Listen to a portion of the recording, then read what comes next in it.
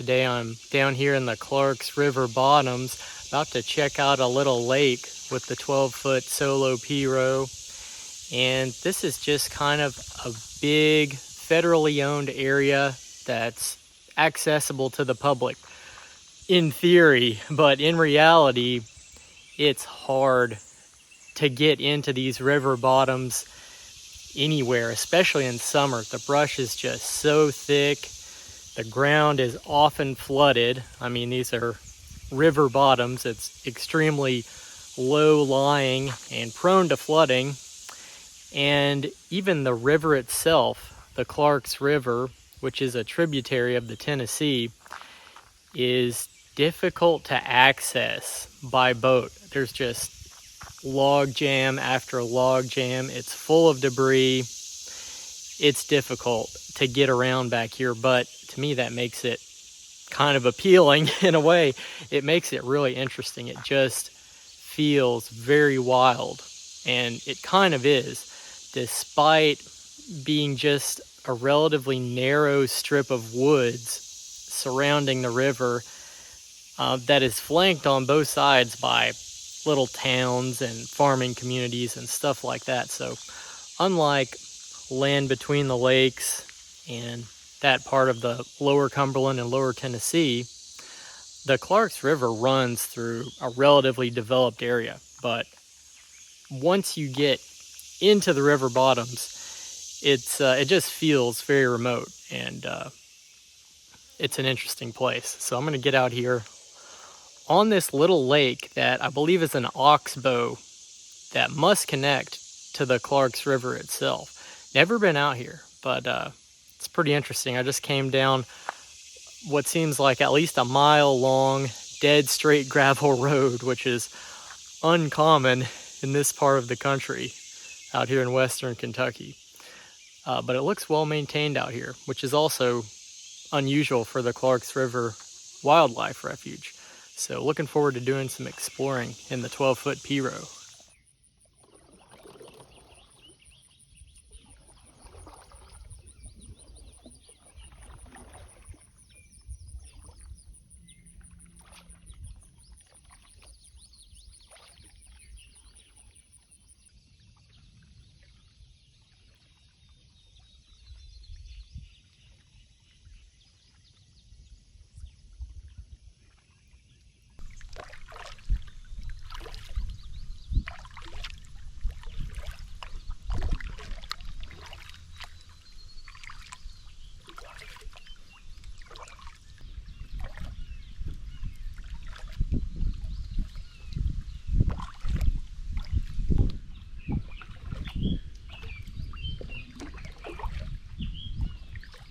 Just came around a corner, and I was hoping this was going to continue down to the river, but looks like it might be a dead end.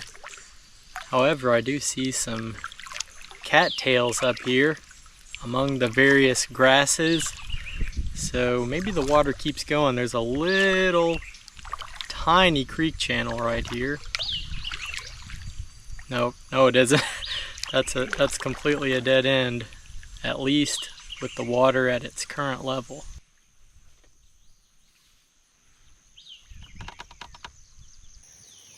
This is kind of what I'm talking about when I say it's tough to get back there anywhere in the river bottoms on the Clarks River. It's all either thick grasslands like this, or just thick with brush in dense woods. No telling what kind of critters are hiding in there right now.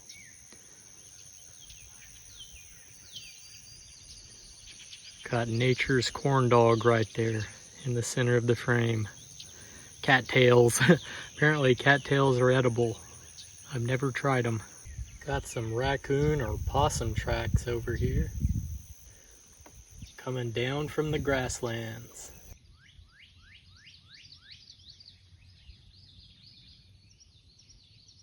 These are some locally made lures, and I don't know if the guy's making them anymore, because last time I went to buy some at the hardware store, they didn't have any. So these are getting to be a rare commodity Phyllis bluegill bugs made by Shelton.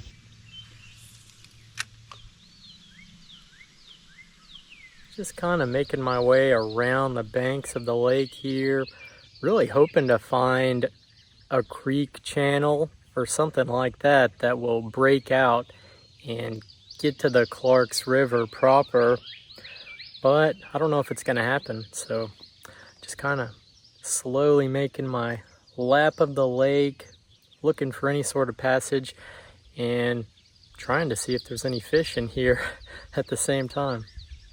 May not catch anything. It's a hot day and summer fishing is not always the best. Now this looks kind of promising right here. This could possibly go somewhere, or it could just be another dead end. Let's check it out.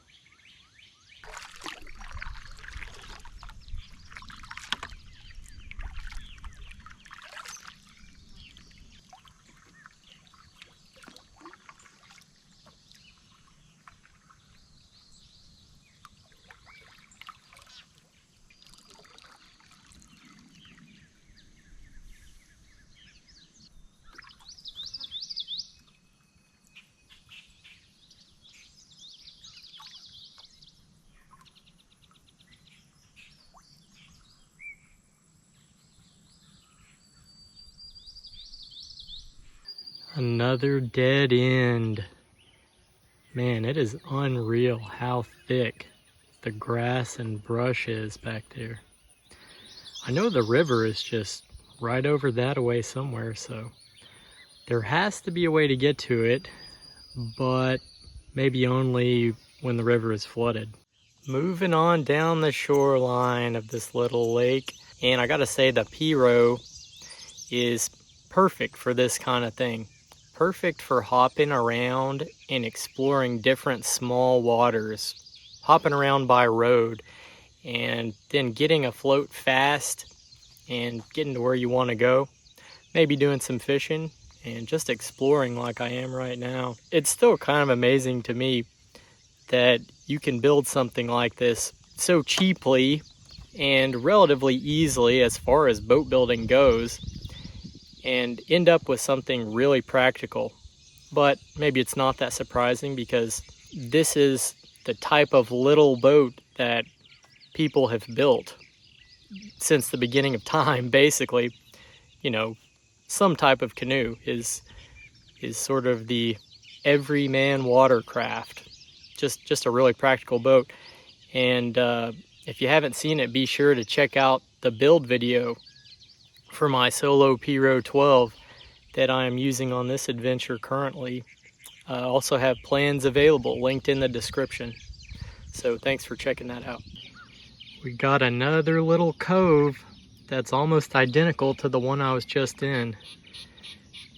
And I'm not leading you on here. I genuinely, I have not checked satellite view or any maps in any sort of great detail, and I have no idea where a creek channel is, or if there even is one. So let's give this one a shot.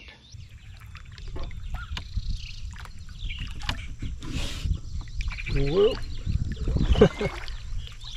Ran up on a stick.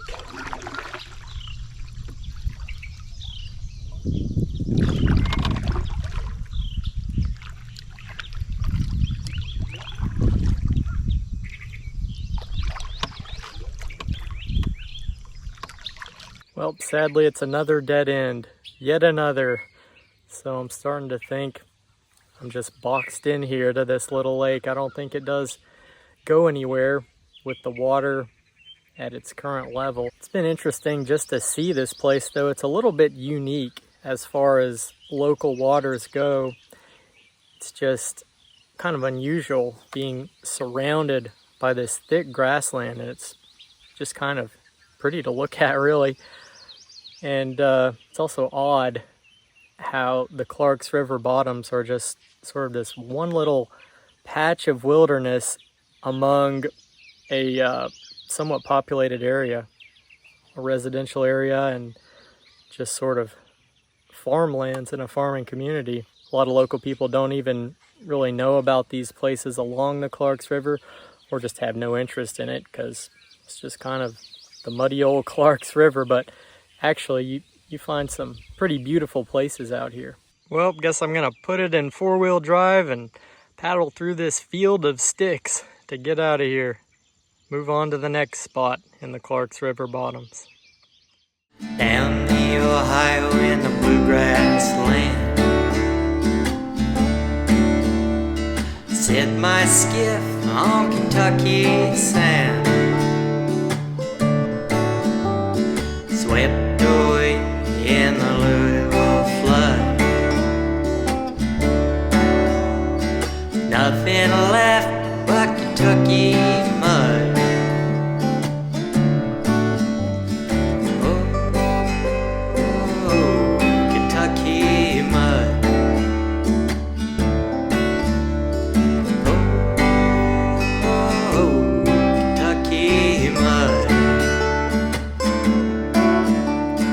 Rocks in my fiddle and holes in my shoes. Ain't got a dime for the bourbon booze.